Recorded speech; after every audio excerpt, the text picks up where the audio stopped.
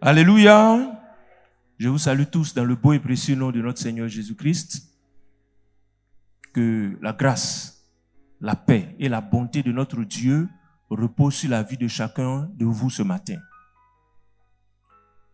Alors, je voulais parler du sujet « Accomplir le plan de Dieu ».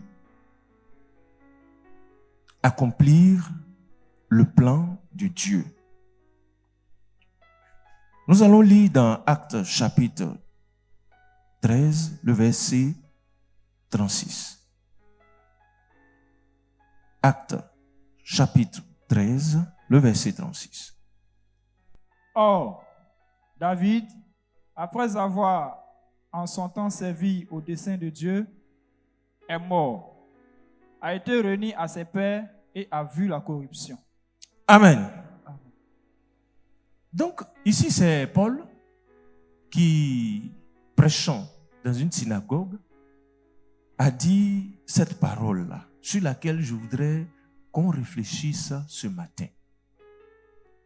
Paul dit, « Or, David, après avoir en son temps servi les desseins de Dieu, servi aux desseins de Dieu, est mort. » Amen.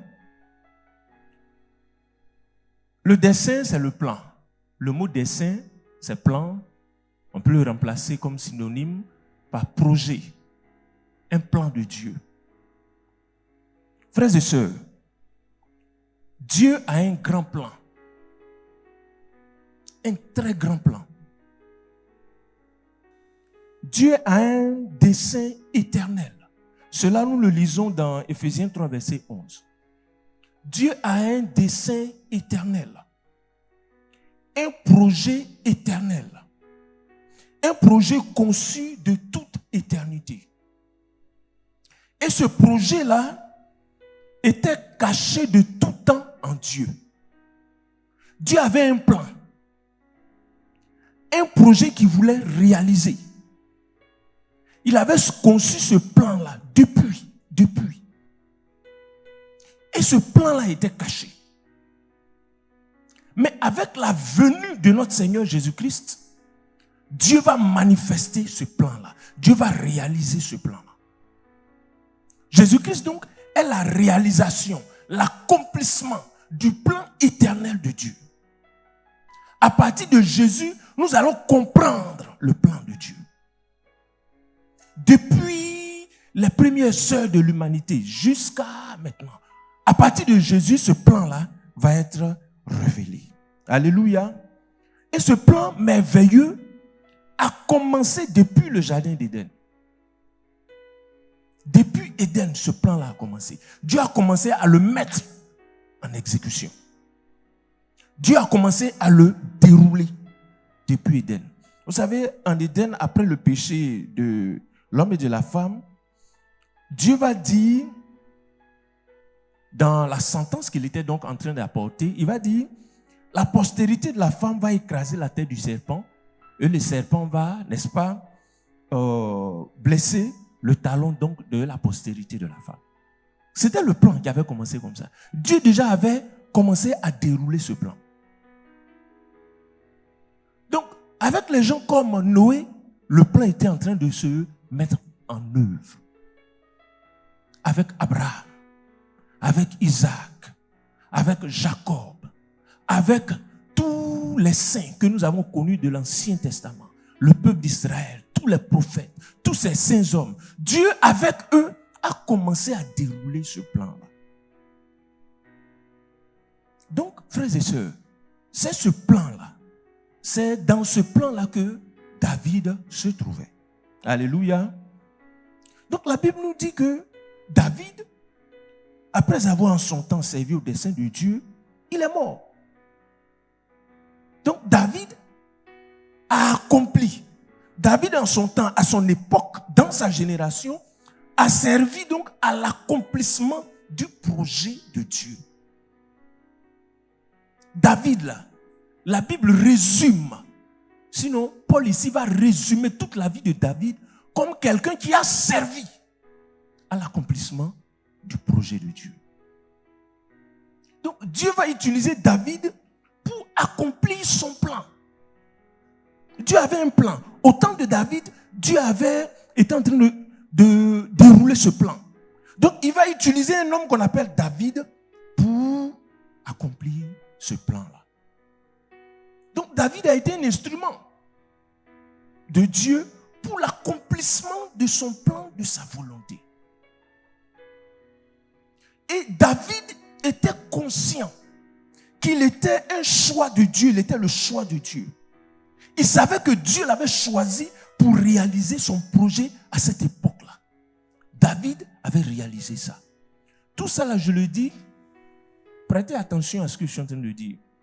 Parce que ça va vous permettre de comprendre quand il s'agira de nous.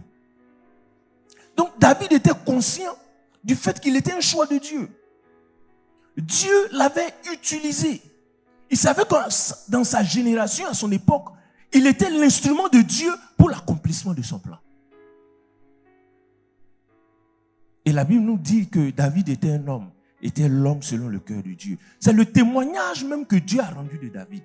Quand on lit dans Acte 13, verset 22, il dit « J'ai trouvé David, fils d'Isaïe, homme selon mon cœur, qui accomplira mes volontés. » Donc à cette époque-là, Dieu cherchait un homme.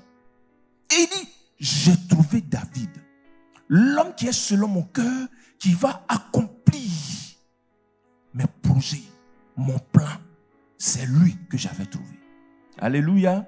Donc à son époque, en son temps, Dieu avait trouvé en David l'homme qu'il fallait pour accomplir son plan.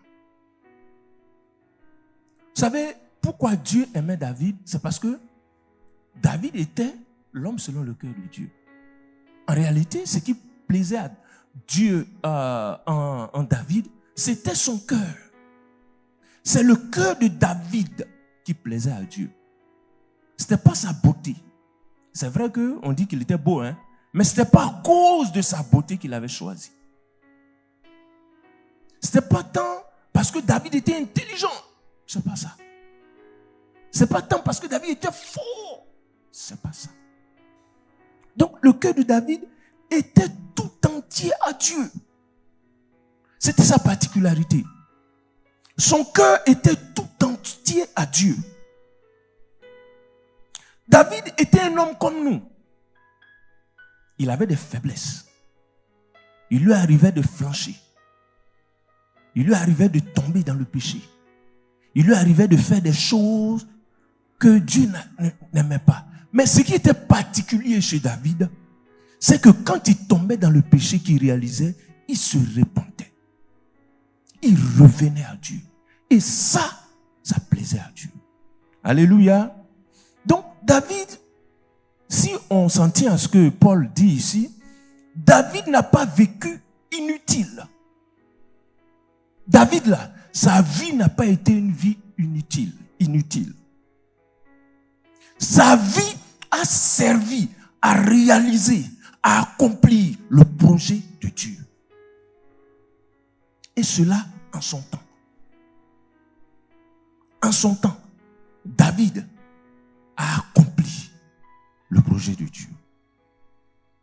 David n'a pas vécu pour lui-même. Mes frères et sœurs, suivez-moi très bien. En son temps, David n'a pas vécu pour lui-même. Il a compris qu'il devrait servir à l'accomplissement du plan, du projet de Dieu.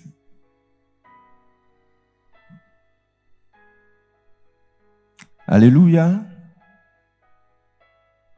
Il a compris que sa vie, c'était pour servir au projet de Dieu. Il a résumé toute sa vie à accomplir la volonté de Dieu. C'est pour cela que David va mener les combats de Dieu. David va mener les combats de Dieu. Il va libérer le peuple de Dieu de tous ses ennemis.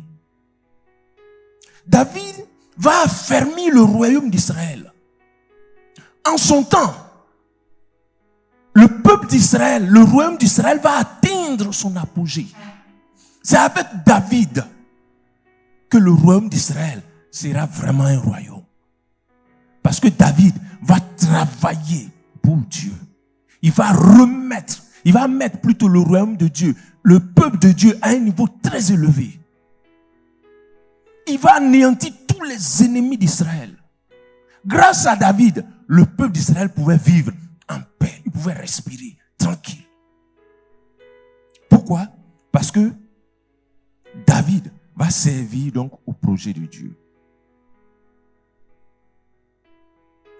Frères et sœurs, ce que je veux dire ici, c'est que David a été un instrument puissant dans les mains de Dieu. David, en son temps, ce qu'il recherchait, c'était la volonté de Dieu.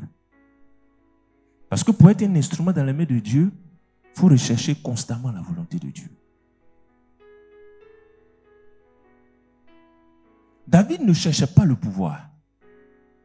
Quand vous lisez l'histoire de David, il ne cherchait pas le pouvoir, il ne cherchait pas la puissance, il ne cherchait pas la richesse. Il ne recherchait même pas la royauté. David, si en son temps, pendant qu'il était encore, avant qu'il ne devienne celui qu'on connaît, si tu l'approchais, que tu lui demandais, mais David, qu'est-ce que tu veux devenir demain? Plus tard, tu vas devenir quoi? David allait répondre, moi je veux devenir un grand berger. Parce que c'est ce qu'il savait faire. Moi je veux devenir un très grand berger, je vais avoir un grand parc, j'aurai beaucoup de moutons. Donc lui c'est à ça il pensait. Devenir roi là, ce n'était pas dans son projet. Vous-même voyez, quelqu'un qui était derrière un mouton, comment il va rêver qu'il va devenir un jour roi? Ce n'était pas dans son projet, il ne rêvait pas à ça. Il ne cherchait pas la royauté. C'est Dieu qui va lui donner la royauté afin qu'il accomplisse sa volonté. Frère, écoutez bien, mes soeurs, écoutons très bien. Parce qu'aujourd'hui, on cherche beaucoup de choses, mais on ne sait pas, on ne comprend pas bien ce que Dieu attend de nous. Donc, devenir roi, c'était la volonté de Dieu. Devenir roi n'était pas la finalité de la vie de David. C'est pas ce qu'il poursuivait. David ne se battait pas pour devenir roi. Parce que plusieurs fois, il avait eu l'occasion de tuer Saül et puis prendre le trône. Il a dit non, il ne fait pas ça. Parce que ce n'est pas ce qu'il recherchait. Ce n'est pas ce qu'il désirait. Pour lui, devenir roi, c'était même pas un rêve. Il ne rêvait même pas à ça. Parce que c'était un homme modeste. Mais c'est Dieu qui, un jour, quand il a regardé son cœur, il a vu que lui là, je peux l'utiliser pour accomplir mes desseins. Va donc lui donner la royauté. Il va rejeter Saül qui était roi avant lui. Il va donner la royauté à David. Alléluia. Donc, si David est devenu roi, ce n'était pas son projet personnel. Devenir roi, c'était dans le plan de Dieu. Ce n'était pas dans le plan de David. Est-ce que vous me suivez? Dieu avait un plan à l'époque de David. David n'était pas le seul juif, n'était pas le seul enfant de Dieu à cette époque. Mais pour la réalisation de ce plan, Dieu a regardé le cœur de David. Il a dit, voici celui-là, je vais l'utiliser pour accomplir mon plan. Et donc, pour accomplir mon plan, je vais le faire devenir roi. Donc, devenir roi n'était pas l'objectif de la vie de David. La royauté, là, n'était qu'un tremplin. C'était un passage. C'est ce que David avait compris.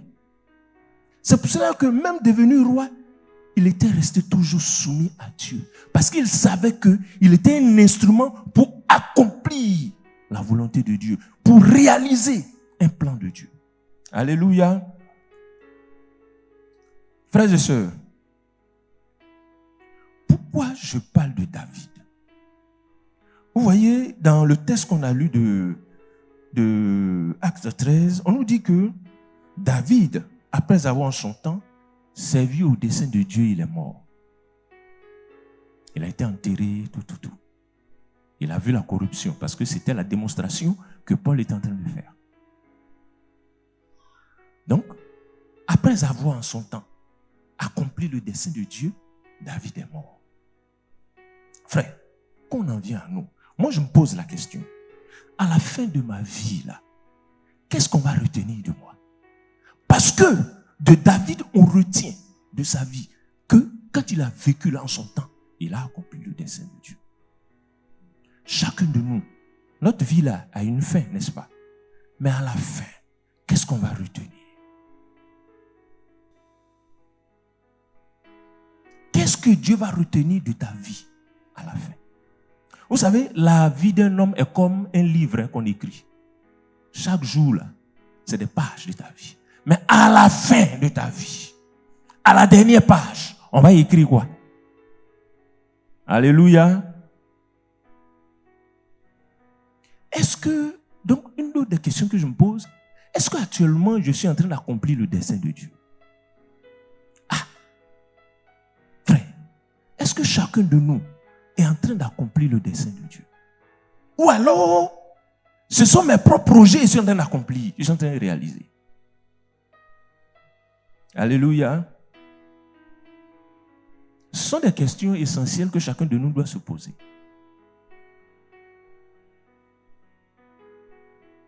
Qu'est-ce que tu as accompli actuellement, frère, sœur?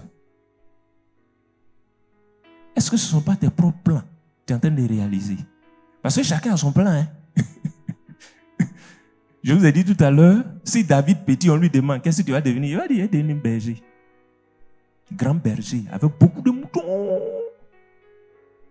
À la fin, il est devenu roi.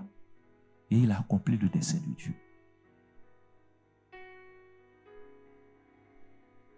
Présentement, chacun de nous court après beaucoup de choses. Hein? Chacun de nous court après beaucoup de choses. Chacun a son plan même, a ses projets bien établis. Frère, il y en a actuellement, c'est travail, ils cherchent. Ce n'est pas mauvais, c'est des choses qui sont bonnes. En elles-mêmes, elles ne sont pas mauvaises. Ils cherchent travail. On court après le travail. Il y en a qui cherchent mariage, faux même actuellement. C'est-à-dire que si tu prends son temps de prière, 80% c'est marié. Seigneur, Dieu, tu m'as oublié. Alléluia. Vous voyez, vous riez, vous savez que ce qu'il dit est vrai. Il y en a, ils veulent voyager. Ils doivent voyager, ils doivent aller derrière l'eau. Alléluia. Il y en a un qui cherche la promotion. Lui, il a travaillé, mais cette promotion. Pourquoi depuis là, ici en bas, je ne suis pas encore monté? Seigneur, tu m'as oublié. On n'a pas dit que tu es un grand Dieu. Pourquoi depuis tu n'agis pas? Alléluia. Ce n'est pas mauvais d'avoir une promotion. Chacun de nous cherche une situation sociale agréable. Il y en a qui cherchent à construire une maison. Quand il dort comme ça, il pense au terrain. Il pense aux briques. Amen, amen. Il y a des sœurs, comment avoir enfants. C'est tout leur projet, ça. Ce n'est pas mauvais avoir des enfants, c'est bon. Et toutes ces choses-là ne sont pas mauvaises. Mais mes frères, la finalité de notre vie ne doit pas être ces choses-là. Notre vie ne doit pas se résumer à ça. Si à la fin de notre vie, on dit non, à la fin de sa vie, il a construit une maison. Mes frères, ça va m'envoyer où?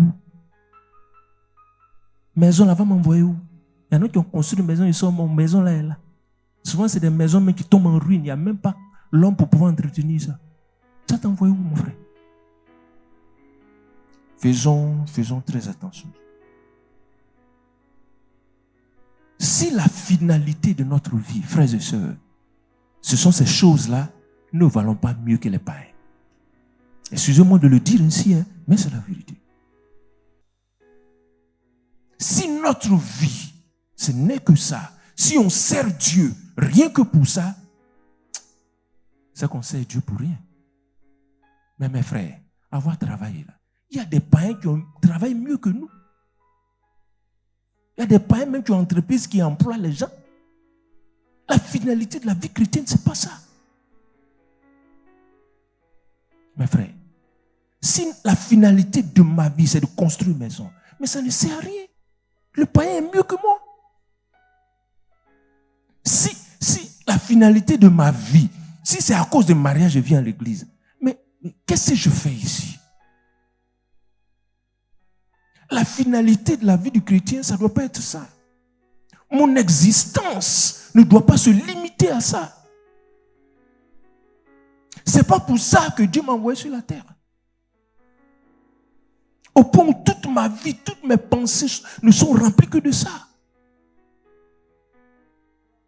Frère, marcher par la foi, vivre par la foi, c'est servir les desseins de Dieu. Je pensais que tu allais dire Amen. Marcher par la foi, ce n'est pas Seigneur, oh, donne-moi ça. Seigneur, j'ai la foi pour me donner ça. Ce n'est pas ça la foi. Pour ceux qui viennent aux enseignements, l'apôtre nous l'a bien expliqué. La foi, c'est d'accomplir la volonté de Dieu. C'est ça, marcher par la foi. La foi, vivre par la foi, c'est contribuer à la réalisation du projet de Dieu en mon temps. On dit en son temps, David a servi les desseins de Dieu. Il faut qu'en mon temps, moi aussi, je serve les desseins de Dieu. Que j'accomplisse le plan de Dieu. Dieu a un plan qu'il a déroulé, il est en train de dérouler, il a déroulé. Et chacun de nous, nous faisons partie de ce plan-là. Frères et sœurs, ma vie ne trouvera son sens véritable que dans la réalisation du projet de Dieu. C'est-à-dire que ma vie n'aura de sens, frère, que quand je vais réaliser le plan de Dieu en mon temps. C'est ça que je peux dire, j'ai vécu. Sinon, j'ai traversé la vie. Je n'ai pas vécu. J'ai vécu inutile. J'aurais vécu pour moi-même. Mais je n'aurais pas réalisé le projet de Dieu. C'est ce que David en son temps a compris. Il s'est rendu compte qu'il était le choix de Dieu. Mais chacun de nous ici a été choisi. La Bible dit que nous avons été élus. Ce n'est pas de 20 mots. C'est de la réalité. Chacun de nous est un choix de Dieu. Mais pas un choix pour vivre dans ce monde. Pas un choix pour accomplir mes propres desseins. C'est pas ça. C'est pas pour ça que j'ai été choisi. Alléluia. Frères et sœurs, en réalité, nous n'avons pas de projet personnel, si ce n'est le projet de Dieu. Je veux dire quoi? Que nos projets doivent être en conformité au projet de Dieu. Nos projets doivent contribuer à la réalisation du grand projet de Dieu. Si tu n'as pas compris ça, tu vas souffrir énormément. Tu vas passer tout ton temps à crier à Dieu, Seigneur, pourquoi? Ce n'est que des pourquoi. Parce que tu n'as pas compris que ta vie, là, c'est pour réaliser le projet de Dieu. Ainsi, tout ce que Dieu fait dans ma vie, ce n'est pas pour moi personnellement. Est-ce que vous comprenez ça? Tout ce que Dieu a accompli dans ma vie, c'est afin que moi aussi je serve à l'accomplissement de son dessein, à l'accomplissement de son plan. Tout ce qui m'arrive, je dois analyser tout ce qui m'arrive, tout ce qui arrive dans ma vie à la lumière de cette vérité-là, que tout contribue pour moi dans ma vie, tout ce que Dieu fait là, c'est pour que j'accomplisse son projet. Alléluia. Tout ce qui m'arrive, c'est pour la gloire de Dieu, c'est pour l'accomplissement de son dessein. Tout. Tous les saints hommes de Dieu qui ont vécu avant nous, qui ont marché dans la foi avant nous, c'est ce qu'ils ont compris. Abraham avait compris ça. Abraham avait réalisé que Dieu l'avait choisi. D'ailleurs, Dieu le lui avait dit. Donc, tout ce que Dieu lui disait de faire, il le faisait. Parce qu'il savait que ce que Dieu lui dit là, c'est dans la réalisation d'un plan. Un plan qui est bien tracé. Alléluia. Frère, si David est devenu roi, c'était afin d'accomplir ce plan-là. David n'est pas devenu roi parce que Dieu voulait le faire roi. Non. C'est pas pour ça. Ce n'était pas dans la réalisation d'un projet personnel que Dieu l'a fait roi. Dieu l'a amené à la royauté afin qu'il accomplisse son plan. Tout ce qui arrive à un croyant, c'est dans l'accomplissement. Que ce soit en bien, que ce soit en défavorable, tout ça contribue à l'accomplissement du plan de Dieu. Alléluia. Regardez, lorsque Dieu a décidé de faire de Joseph le gouverneur d'Égypte, ce n'était pas pour les beaux yeux de Joseph. Ce n'est pas tant parce que Joseph avait crié, oh Seigneur, il faut m'élever, oh Seigneur, élève-moi, je vais être le premier. Ce n'est pas pour ça. Hein. Quand Dieu a décidé de faire de lui gouverneur d'Égypte, c'était afin d'accomplir un plan. Dieu avait un plan. Il devait sauver le peuple d'Israël. Il devait sauver Jacob avec ses enfants. C'était pour ça qu'il a fait. C'est ce que Joseph lui-même a réalisé. C'est pour cela que quand ses frères, quand il s'est révélé à ses frères que ses frères ont eu peur, il leur a dit non, ce n'est pas vous qui m'avez envoyé, c'est Dieu qui m'a envoyé ici. Vous comprenez? C'est ça. Tout ce que Dieu fait, c'est pour la réalisation de son plan. Tout contribue à sa gloire. Tout, c'est pour la réalisation de son grand projet. Tout. Mes frères, actuellement, tout ce qu'on fait là, c'est une histoire de plan. C'est une histoire de plan. Dieu a un plan. Même le diable a un plan. Je vous l'ai dit ici, tout ce qu'on voit aujourd'hui là, ils sont en train de réaliser un plan. Tout le système des ténèbres là, ils sont en train de réaliser un plan. Eux aussi, ils ont un plan. Ils sont en train de l'accomplir. Progressivement, pas à pas. Ils posent des pas, ils font des choses. Nous-mêmes, on voit. C'est un plan qu'ils sont en train de réaliser. Dieu aussi, il a un plan. Tout est une histoire de plan, mes frères. Je ne sais pas dans quel plan tu vas te retrouver, mais tout est une histoire de plan. Alléluia. Regardez, on va lire Esther 4, verset 14. Esther 4, verset 14. Esther 4, verset 14. Oui. Car Si tu te tais maintenant, le secours et la délivrance surgiront d'autre part pour les Juifs. Le secours et la délivrance surgiront d'autre part pour les Juifs.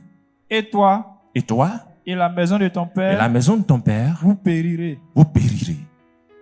Et qui sait si ce n'est pas pour un temps comme celui-ci comme celui-ci que tu es parvenu à la royauté. Amen. Je vous explique le contexte. Voilà que Aman avait amené le roi à signer un décret pour la destruction des Juifs. On devait tuer tous les Juifs. Ils étaient en déportation, donc on devait les tuer tous, on devait les massacrer. C'est Aman qui a poussé le roi à signer ce décret. Et quand Mardochée a eu vent de ce décret-là, il est allé voir Esther qui était la reine pour lui dire, il faut intervenir auprès du roi, hein, sinon on va mourir. Il y a un décret qui a été signé, on va mourir. Et Esther était en train de plaisanter avec. Non, elle était en train de dire, non, bon, tu sais, quand le roi, quand il est rentré, il y a un lieu, quand il rentre là-bas, là, tant qu'il ne t'a pas appelé, que tu t'en vas, on va te tuer. Donc c'est à la suite de ça que Mardochée va envoyer un message à Esther pour lui dire, mais Esther, tu sais, si tu es devenue reine là, je vais bien t'expliquer. J'ai l'impression qu'il y a des choses que tu ne sais pas. Si tu es devenue reine là, ce n'est pas pour que tu sois reine, que tu sois au palais, tu as mangé les gros poulets. Ce n'était pas pour ça. Tu es devenue reine là, c'est à cause de ce temps-là. C'est parce que Dieu savait que un certain Aman, un jour, va faire signer un décret, puis on va nous tuer, que Dieu t'a envoyé devenir reine. Est-ce que vous comprenez?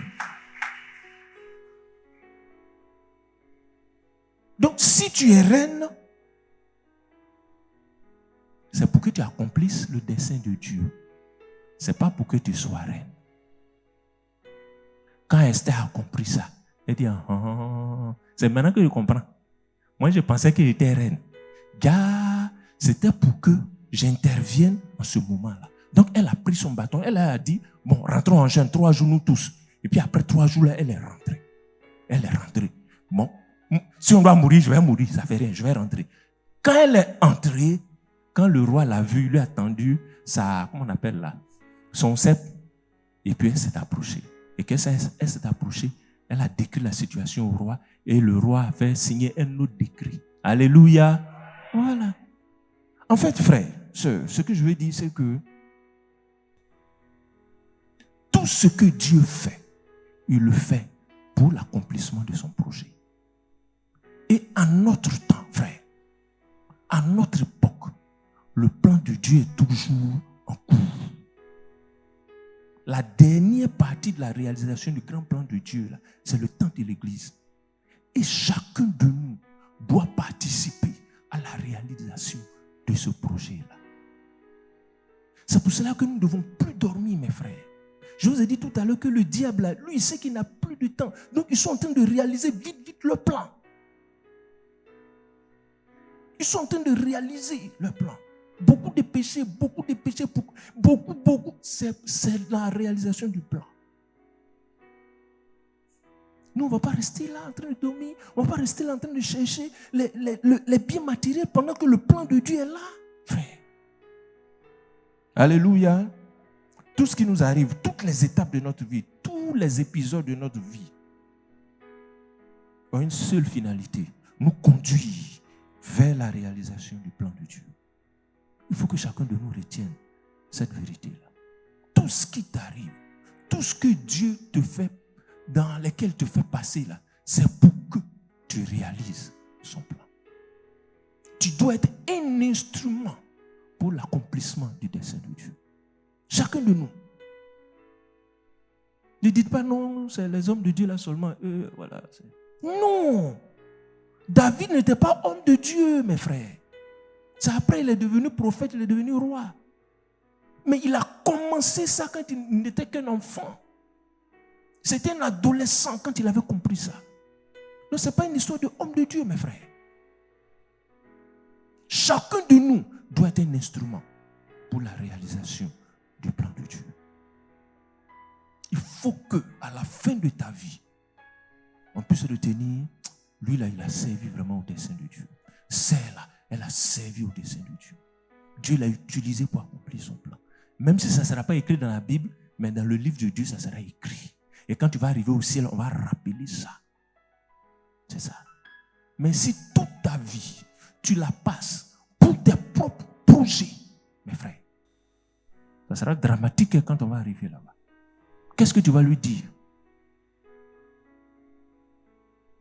Non, Seigneur, tu sais, bon, moi quand j'étais là-bas, il y avait trop à faire. Non, Seigneur, toi, tu sais, j'étais trop occupé. Non, j'étais occupé, hein, Seigneur. On dirait que tu as oublié ça. Vous-même savez que de tels arguments ne tiennent pas devant lui. Chacun de nous, dès maintenant, doit réaliser cela. Chacun de nous doit se lever. Dieu a dit à Josué, lève-toi. C'est le temps pour chacun de se lever. Pour accomplir le dessein de Dieu. Il est temps que chacun de nous soit un instrument dans la main de Dieu. Alléluia. On va lire enfin 2 Timothée 2, versets 20 et 21. 2 Timothée 2, 20 à 21. 2 Timothée 2, versets 20 à 21. Écoutons bien. Dans une grande maison, il n'y a pas seulement des vases d'or et d'argent. Il n'y a pas seulement des vases d'or et d'argent. Mais il y en a aussi de bois et de terre. Mais il y en a aussi de bois et de terre. Les uns sont des vases d'honneur. Les uns sont des vases d'honneur. Et les autres sont d'un usage vil. Et les autres sont d'un usage vil. Si donc quelqu'un se conserve pur. Si donc quelqu'un se conserve pur. En s'abstenant de ces choses. En s'abstenant de ces choses. Il sera un vase d'honneur, Il sera un vase d'honneur, sanctifié, sanctifié, utile à son maître, utile à son maître, propre à toute bonne œuvre. propre à toute bonne œuvre. Amen.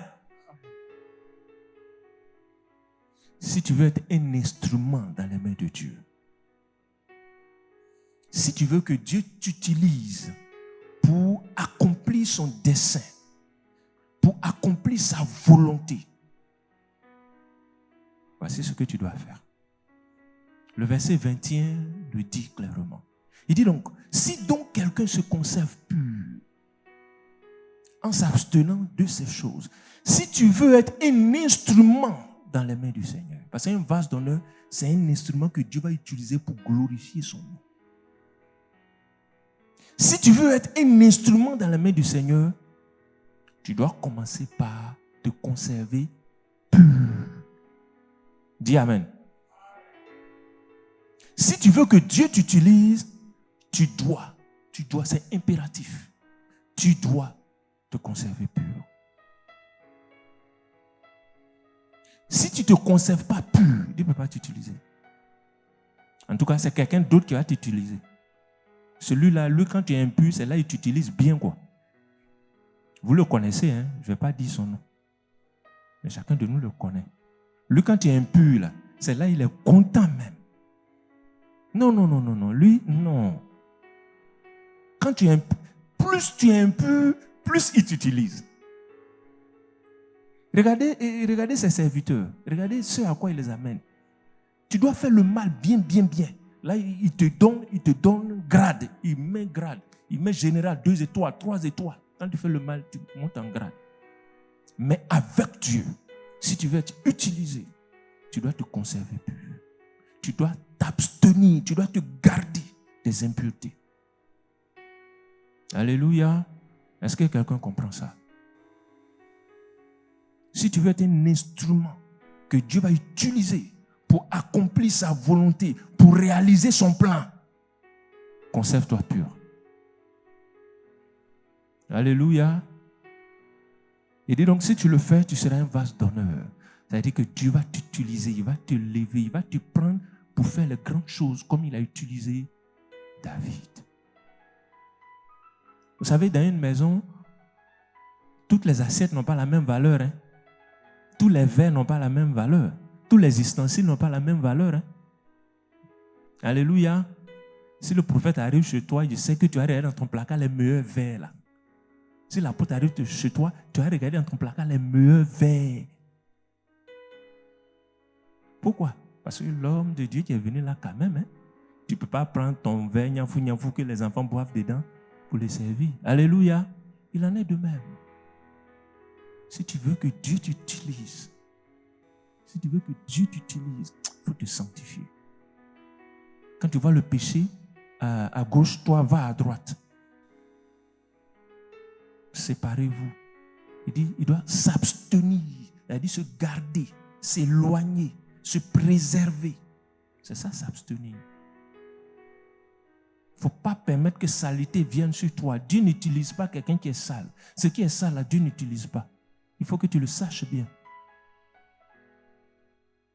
Si tu veux être utilisé, si c'est vraiment ça qui est dans ton cœur. Parce qu'il y en a, ce n'est pas ça qui est dans leur cœur. Comme l'apôtre le disait ici, il y en a qui disent, moi-même, si au ciel, même si c'est pour balayer, il n'y a pas de problème. Pourvu que j'arrive au ciel.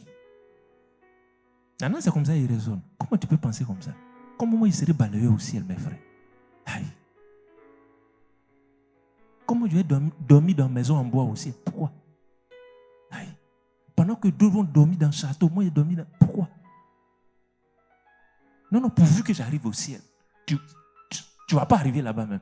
Parce que tes pensées ne sont pas pures. Oui, bien frère. Ce n'est pas de bonnes pensées. C'est-à-dire que comme il ne veut pas faire des efforts pour Dieu, il dit pourvu que j'arrive. Alléluia. Moi, je sais que chacun de nous ici veut être un instrument dans la main de Dieu. Alléluia. Voilà. Donc pour cela, il dit, il faut se conserver pur. Il faut t'abstenir du mal. Il faut éviter le mal. Si tu le fais, tu seras un vase d'honneur.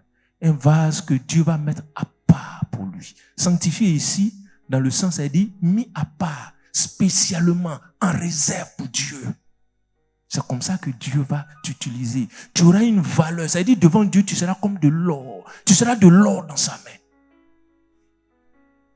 Amen. Et il dit donc, tu seras un vase d'honneur, sanctifié, utile à son maître. Utile. Tu ne seras pas quelqu'un d'utile, d'inutile plutôt dans la maison de Dieu. Tu seras utile à Dieu. Regardez David. David était utile dans les mains de Dieu. Dieu l'a utilisé. Pourquoi? Parce que David s'est mis à part pour Dieu. Il s'est laissé utiliser par Dieu. Il s'est rendu compte qu'il était un choix de Dieu. Donc il a commencé à travailler à cela. Frère, il faut que chacun de nous se mette au travail. Tu seras utile dans les mains de Dieu. Tu seras utile à l'église. Tu seras utile dans ton quartier. Tu seras utile dans ta ville. Tu seras utile au monde. Est-ce qu'aujourd'hui on ne parle pas de David? Ce n'est pas à cause de sa beauté qu'on parle de David. Hein? Ce n'est pas parce qu'il est devenu roi. Hein? Non, non. C'est parce qu'il a été un instrument dans les mains de Dieu. Parce qu'à part David, il y a eu d'autres rois. Il y a eu beaucoup d'autres rois. Mais pourquoi on ne parle pas d'eux? C'est parce que David a été un instrument puissant dans les mains de Dieu. Mais ça a commencé par se mettre à part. Il a réalisé qu'il était un instrument. Et il a laissé Dieu l'utiliser. Alléluia. Il dit propre à toute bonne œuvre. Frères et sœurs, c'est là que je voulais m'arrêter. Tout en disant, en répétant que, de même que David a servi au dessein de Dieu, on résume la vie de David comme quelqu'un qui, en son temps, dans sa génération, a servi les desseins de Dieu. Il faut que toi aussi, dans ta génération, tu marques ta génération, non pas par tes biens matériels, non pas par tes bénédictions matérielles, mais que tu marques ta génération en ce sens que tu seras utile et tu vas réaliser, tu vas accomplir le plan de Dieu. Que Dieu vous bénisse.